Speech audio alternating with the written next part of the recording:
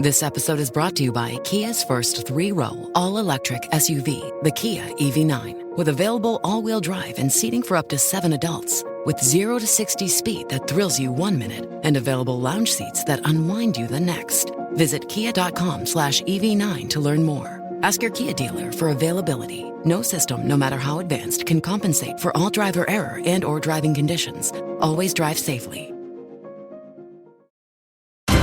Hey, welcome to Commando On Demand, your fast-paced weekly update straight from Kim's desk to your ears. I'm Mike James, and today, Kim is going to talk to an award-winning documentary filmmaker, and we've got the story of a lady whose ex stalked her, terrifying her for like 5 years, and how law enforcement couldn't do anything about it until they finally did resolve the situation after, like I said, 5 years. And they made a movie about it. That's coming up in just a few moments. And Google had some big announcements the other day. The Pixel 4, the Pixel 4 XL, Nest Wi-Fi, and even some Pixel Buds, the little headphones. Well, we're going to talk about all these products, what they mean to you, how they compare to the Apple products, and a whole bunch more.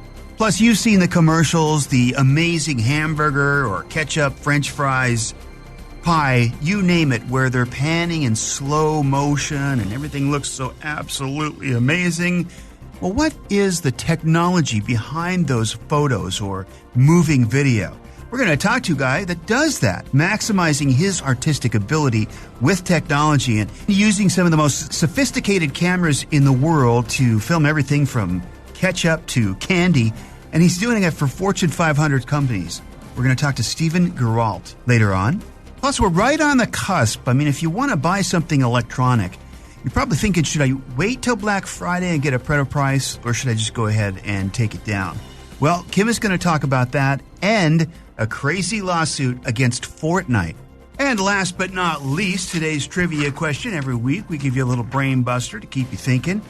Do not go running for Google and look this up. That's no fair.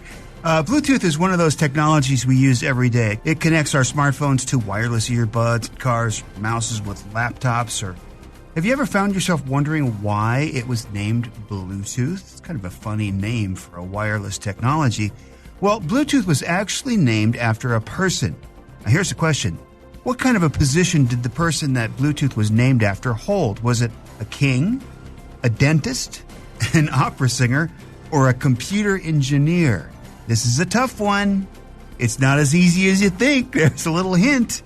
Again, what position did the person Bluetooth was named after hold? Was it a king, dentist, opera singer, or computer engineer? The answer is coming up. And really quickly, by the way, this is not the Kim Commando Show. You can get the Kim Commando Show on a podcast by just going to getkim.com, become a Commando community member, and you can listen every week. Of course, on the Commando Show, we take your phone calls and questions and do the DIYs and get you the very latest news. Here, we dig a little bit deeper into some of those topics that come up on the radio show, but we really don't have time to cover. So, we'll get started in just a moment with Kim's interview with Cynthia Lowen. She's the award-winning documentary filmmaker, and she's come out with one called Netizens. It's a documentary film about women and online harassment, sometimes called revenge porn. In moments on Commando On Demand. It's Commando On Demand, where we talk to some of the most influential people in technology, the innovators that shape the future, and trailblazers who challenge and inspire us to do amazing things. This next lady is definitely that. She's made a documentary about online harassment, sometimes called revenge porn. Here's Kim. Stalkers, trolls, and other miscreants are online. Nearly 1 in 5 Americans have been subjected to particularly severe forms of harassment online. But the idea that cyber harassment is confined to the online world is an idea that has challenged my next guest here on the show today, writer and director Cynthia Lowen. And welcome to the show, Cynthia. I'm so glad that we could take some time to talk to us about your documentary, Netizens, and how you focus on women in particular being targeted by harassment. We're going to be talking about all that, but first I'd like to know, what was the key moment for you that you said, you know what, I need to put this documentary together? Yeah, so thank you so much for having me on, Kim. It was in the fall of 2014 when there were several really high-profile attacks of women who were associated with the gaming industry.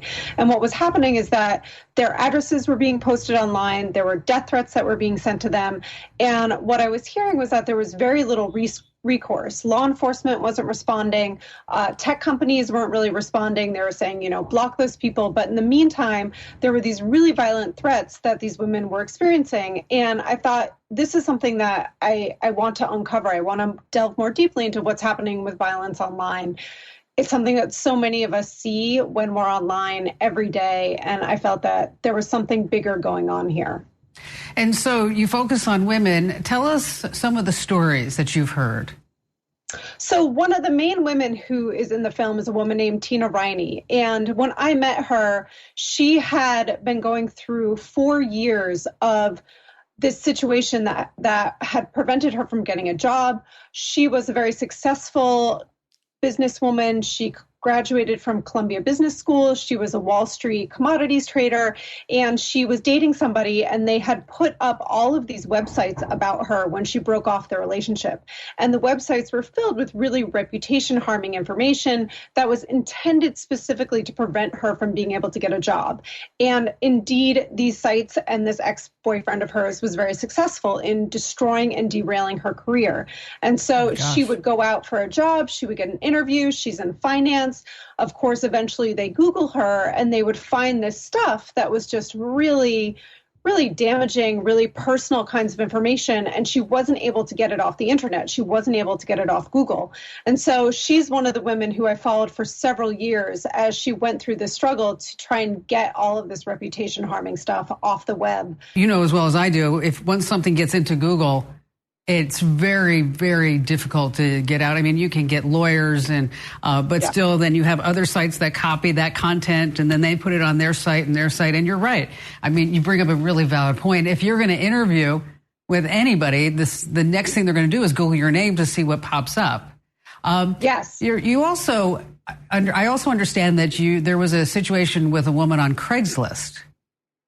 Yes. So one of the other women in the film had met somebody on one of these dating sites and had decided that she did not want to go out on a date with this person. However, they had somehow, she suspects that they put keylogger software onto her phone, which had enabled them to get access to her photos, to all of her passwords. And so what they started doing was using these photos that they had stolen from her to advertise her for intimate encounters on Craigslist and other dating sites.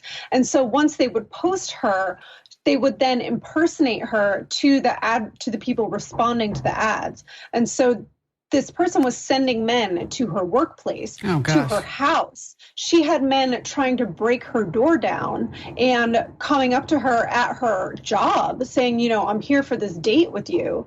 And she would have to say, no, I'm being impersonated by somebody on these websites. But it's very hard often in those situations to convince somebody that they have also been duped by the perpetrator. So it created a really dangerous situation. And she would go to Craigslist and say, please stop letting this person advertise me in intimate encounters. These are fake ads. And for years, these ads were being posted, like 10 ads a week for like 2 to 3 years. Oh my gosh. Yeah, same thing with law enforcement. She made numerous reports with law enforcement, and law enforcement was kind of like, we don't know what to do about this. Turn off your computer, change your password. But of course, that's not going to change anything when you have men showing up at your home thinking they're there for some kind of encounter with you. So how did she solve that? What happened? So unfortunately, what happened is that she was able to get help through a lawyer named Carrie Goldberg, who's one of the other women in the film. Carrie started her law firm because she had been targeted, and she was not able to find a lawyer to represent her herself when she was going through this. And she was an attorney at the time practicing elder law, and so she totally switched her focus to internet privacy. So this young woman named Celia in the film went to Carrie and was able to get help from Carrie. And when they eventually figured out who the perpetrator was, she discovered that it was someone that I can't say for sure who it was, but whoever it was that she discovered their identity, she then cut off all contact with law enforcement because she was ostensibly concerned for her safety. Now, do you think it has gotten worse because of social media? I think that the potential to use social media networks to target people to their friends and family is really powerful. So what you'll find in a typical, quote, revenge porn situation is you have the perpetrator gets hold of a photo or, embarrassing information, and they then next start sharing that with your family, with your colleagues, with your employer. And these social networking platforms have made it super easy to know exactly who a person's close friends are, to know who their family are, and to impersonate them, to shame them, and to really easily share information to people where it will cause the most harm. Now, you also, in the film, have a 13-year-old girl, and that was really upsetting to me. What happened to her? Yes, absolutely. So the film opens on a really shocking circumstance where a 13-year-old girl has been sexually assaulted on her way home from school by another 13-year-old who films the assault and then starts spreading the video of the assault to other classmates in school. And so this young woman, this 13-year-old girl, really discovers that this video exists because she discovers people around her in the cafeteria watching it and around her in classes. And when she went to school officials to report this, the response from the officials was, your presence here in school is drawing more attention to these videos. You should just go home. Oh. We'll let you know when it's time for you to come back from to school. That's terrible. Appalling. Yeah. And of course, they never followed up with her. They never provided, health care for her. They never provided counseling for her. And she was just left out there. And so, again, this case was taken up by Carrie Goldberg, and Carrie successfully sued the New York City Department of Education on behalf of this girl for gender discrimination and Title IX civil rights violations. Wow. I mean, that's really telling because, teenagers, they don't have the sense or the sensibility to really know what they're doing and the ramifications that this gal is going to have really for the rest of her life. Absolutely. As Carrie said, imagine having a video of the worst thing that's ever happened to you, and that is going to follow you for the rest of your life. Well, I'll tell you, it's a powerful, powerful documentary, and we're going to be posting links to it at the site. And thank you for putting it together, really, because it took nerve and money and funding and passion and belief, and you were able to pull it all off and be a successful documentary producer and really have an impact on people's lives. And at the end of the day, that's what life's about, right? Yeah. I mean, I'm grateful to the women who came forward to share their stories. It really took a lot of courage. And so, I couldn't do this as a filmmaker without those courageous women. And thank you again. In almost all cases, cyber bullies are less likely to feel guilty for what they do because, well, they aren't having face-to-face encounters with their victims. It's so easy to get caught up in the daily drama of the online world and social media. And if you're looking for a safe community where you connect with like-minded people, join me at the Commando community. You can make friends, you can stay informed, and get exclusive access to my show. You can learn more and check it out at commando.com/community, and I'll see you there. Well, just ahead, Google came out with a bunch of new products the other day. You might have heard about it, the Google Pixel 4 and 4 XL, and they've got some new headphones, and there's a rumor swirling about a new Google app that's pretty cool. Going to tell you all about that, how it affects you in just moments on Commando On Demand. All right, this may sound like a crazy question, but do you or anyone in your family play the online video game Fortnite? And if so, would you consider the game addictive? Here's the reason why. A group of parents in Canada are planning, get this, a major class action lawsuit.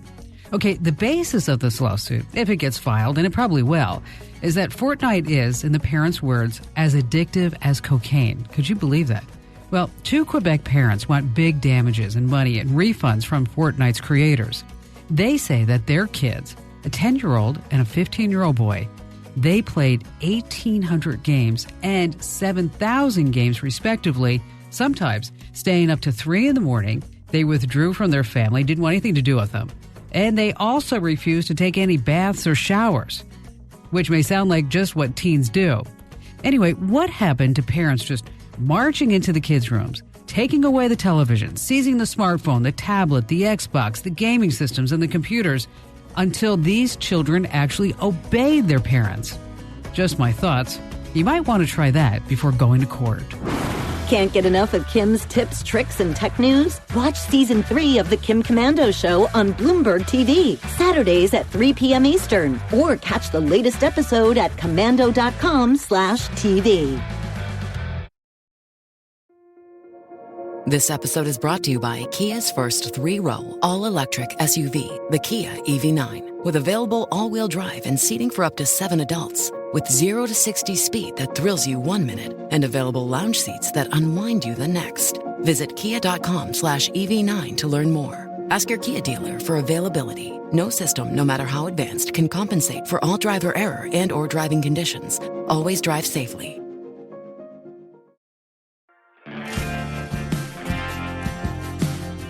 Well, Google had their big event the other day, announced some new products, and I want to go over them for you, see how they compare to Apple and some of the others that are out there. First, they announced their Pixel 4 and Pixel 4 XL.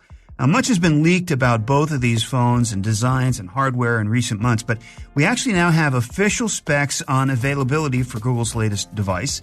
Much like its competitor at Apple, the Pixel 4 features a triple telephoto lens for better zoom and clearer image quality.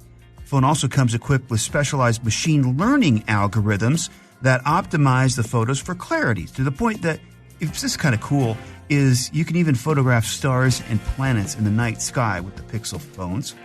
Design-wise, the phone ditches the camera notch found in many of its competitors. You know, people have been barking about that forever. I don't know what the big deal is, but anyway, it does have a sleeker, continuous display. In spite of this, the phone still retains facial recognition biometrics. What's new, though, is a gesture recognition interface that allows users to navigate their phone without even touching it. That's, again, pretty cool. Pixel 4 and its larger cousin, the Pixel 4 XL, will be available on October 24th. Price about $800 for the Pixel, and then the XL is going to be $900. Oh, look who's sounding like Apple all of a sudden. Google does Wi-Fi with the Google Nest Wi-Fi and the Google Nest Mini. If you've got Wi-Fi at home and it's just not quite the speed that you want, these products may be a way to speed up that Wi-Fi. Google announced something special for those of us who want faster internet and want to step into the world of smartphones. The new Google Nest Wi-Fi is designed to act as a full-fledged router, but also can pair with a second unit to expand the range of Wi-Fi in your living space. Router also comes bundled with Google Assistant, which gives the handy voice AI access to your devices and appliances, much like the Amazon Echo family of products. Plus, they integrate with existing Nest products that you already own. Google Nest Wi-Fi starts at about $269 for a router and extender 2-pack. For $349, you can get a 3-pack with 2 extenders. They'll be available for purchase on November 4th, just in time for Christmas. How about that? Nest Mini, which acts as an expansion for Google Assistant for other parts of your home, retails for $49, and that's going to be available on October 22nd. All right, something several people were pretty excited about, not to be outdone by Samsung and Apple. Google also decided to release a pair of sleek-looking wireless buds of their own. They're called the Pixel Buds 2, little headphones, newly re-engineered and finally cable-free, and boast 5 hours of continuous battery life. This can be expanded to 24 hours when paired with the included charging case. Not only are these new buds good-looking and comfortable, but they also come equipped with Google Assistant for handy features like real-time translation. They're the perfect companion for the frequent flyers among us. The one thing that's kind of a bummer is these are not coming out till the spring of 2020, but the retail price is going to be about $180. Okay, well, let's talk real briefly about the Google Pixel Book Go. It's Google's laptop hardware has been extremely popular among folks in business and education. For a good reason. They're cheap, durable, and secure from much of the malware that's going around on the web today. Now, Google is releasing the latest version of their Pixel Book series. It's called the Pixel Book Go, and the new laptop is a full $350 cheaper than the previous Pixel Book model, retailing at $650. It features a rugged exterior case with a matte finish for easier gripping. Also comes packed with a new, quieter keyboard, 16 gigabytes of RAM, and 256 gigabytes of storage. So how does all this compare to Amazon and Apple's new products? Both Apple and Amazon are looking like serious contenders this year with their slate of products, but Google isn't a company to sleep on. The company is diving deep into Google Assistant, and the new Nest family of products looks to give Alexa a run for the money. By acting as a router, especially a router with name recognition, you can expect Google Assistant to be adopted to many more homes in the coming months. And that's not even counting the mobile side of things, where the Google Pixel 4 is definitely a nicer price than the Apple 11 phone. The camera lacks the wide-angle lens found on the iPhone 11, but Apple's onboard AI doesn't seem nearly as refined as Google's processing option.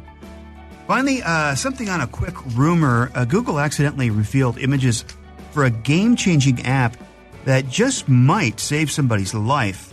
It was confirmed by researchers at XDA Developers. Google had prematurely uploaded screenshots of this app in the Google Play Store. The app is now called Personal Safety. And here's the kicker. It is set to feature real-time crash detection. So if you crash your car, and even if you're unconscious, the app apparently will call 911.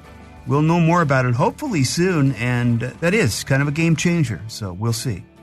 Still to come, Steve Giralt is a photographer who uses high-tech cameras to take those images that you see in commercials of like super juicy hamburgers or fries or ketchup or whatever the case may be. We're going to talk to him about his craft and how he uses technology to perfect it in moments on Commando on Demand. And Black Friday, can you believe it, is right around the corner. And according to BlackFriday.com, you'll see some of the lowest prices of the year on TVs for those early doorbuster deals. But keep in mind, TV prices sometimes go even lower as we get closer to the Super Bowl. As far as appliances go, you can't always predict when you're going to need something new. But if it's not an emergency, you want to wait until Black Friday. It's always like Best Buy, Macy's, and maybe even Sears have some deals, and Target. Always hold off on buying any type of electronics, Amazon Echo, Google Nest speakers, along with gadgets like smart locks and video doorbells and smart thermostats. If you're in the market for a new smartphone, last year we got gift cards as discounts, or there were also BOGO, buy one, get one free. And over at Commando.com, we've already started our Black Friday coverage. And so if you're not already signed up for our newsletters, make sure that you are. We send a whole slew of newsletters. You can sign up for just the ones you want. Head over to Commando.com. That's Komando.com. And there at the top, there's a blue button that says Get the Free Newsletters. And you're smart. That's where you click. Worried about your privacy and your Amazon Echo? In Kim's new ebook, How to Use Your Amazon Echo Tips and Tricks, you'll learn how the pros use Alexa and still maintain privacy. Get advice you can trust. Search Kim Commando on your Kindle to get your copy now. Still to come on Commando on Demand, in answer to our trivia question. Of course, Bluetooth is everywhere, but have you ever wondered why it's named Bluetooth? Well, surprise, it was actually named after a person who was either a king, a dentist, an opera singer, or a computer engineer. The answer coming up. Right now, we talk to Steve Giralt, who is he's a photographer. But as we're going to hear, he's got his very fine niche. Here's Kim. When you think about robotics, well, you envision, say, manufacturing plants, right? And we always hear about robots taking over our future and our lives and our jobs. Well, when I saw this incredible video that was done by Steve Giralt, I just knew we needed to have him on the show, because what Steve is doing with robotics and photography is mind-blowing. It just is, Steve. Thanks for joining us. Thanks, Kim. Great to be here. So what made you think of using robotics for still photography? Well, basically, it came down to the fact that humans aren't that accurate. Robots are way better at repeating actions. And the timeline I work in is usually very, very short, as we're doing splashes and, explosions and all sorts of things with fruit and food. So I only have like a half second for this whole thing to kind of take place. So robots are really good at making things happen right on time. And so one of the robots I saw had a conveyor belt with ice cubes. and was holding a glass, pouring coffee with the ice cube, tilting it down. Then it came down into a white platform. How long did it take you to put that together? We're pretty proud of that one. That was pretty much a day of getting all the timing right and kind of planning the whole shot out with me and everybody that works for me here in my studio. The adding of the background that the cup landed on was really a nice touch to really finish off that shot, where it wasn't just pouring coffee and then milk and ice. It was also landing perfectly on a white surface. So there's definitely a challenge. So how did you find the robotics to use? Where did you find them? The internet is a great place. Basically, a few years ago, I started wanting to do this burger video. I don't know if you've seen that one, but that's amazing. Basically, you know what? The burger video is the best. And I have to tell you, I've seen that burger commercial, and I always thought to myself, how the heck did they get everything? And I thought for a moment it was CGI. Right. Yeah, a lot of people do, but that's the main reason I release a lot of my behind the scenes, so that people could know that this is actually being done by some crazy man for real, such as myself. But yeah, basically when I went to do that shot, I learned that there's no way a human could physically move the camera as fast and as accurately as I needed. So I kind of looked around and I found that there's actually just about 2 companies in the whole world that make robots specifically for moving cameras at high speed. And so how much does a rig like that cost? The big one that we put the camera on most of the time is actually right behind me, right there, is about $150,000. Wow. Not including the camera. That's just the robot. Yeah. And then also tell us about the lights. Another challenge we had was the lighting that we need when we're shooting super high speed, which is slow motion when you play it back, is we needed a lot of light because I don't know if people that use cameras know about shutter speed, but we're shooting at about 1/2000th of a second shutter speed. So that's a lot of light we need. So we hated what was available, which are these huge 10,000, 20,000 watt lights. So we started making our own LEDs that are super high power and fit in the size of like my hand, so that we could actually move them around with the robot and not get in the way of the robot as it's trying to move around and do cool camera angles.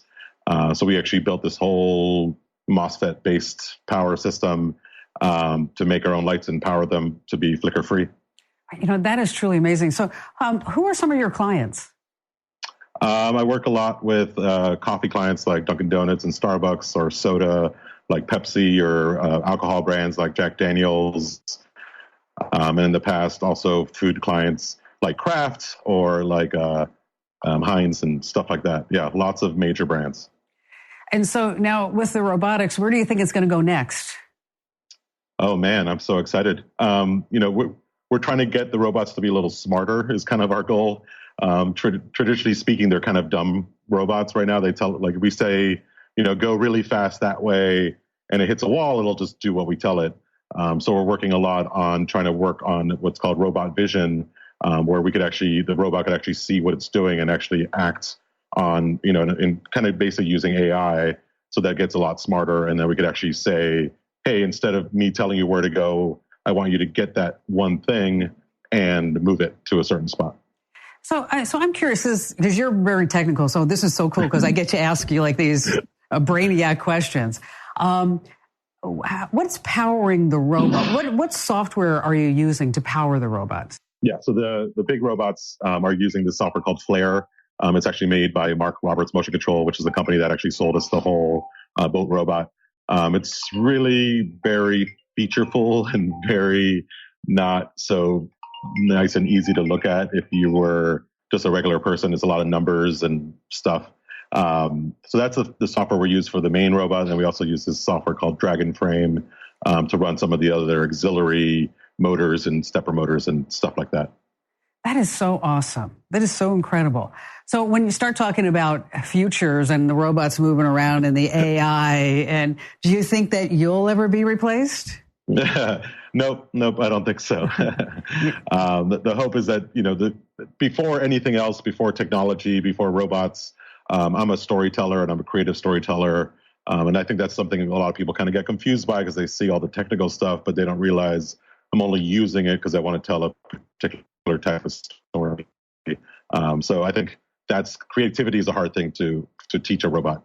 Or artificial intelligence. I mean, you can only go so far. I mean, that's it. Steve, thanks so much for joining us and sharing your talents and your success with us. I mean, you're truly an inspiration where you started out as a photographer and now you're just like the photographer on steroids.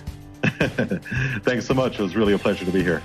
And you can learn more about Steve and follow him on Instagram. And if you ever see something really cool in technology, hey, you know what? Share it with me. Head over to Komando.com, and at the bottom of every single page, there's a link that says, Contact Us.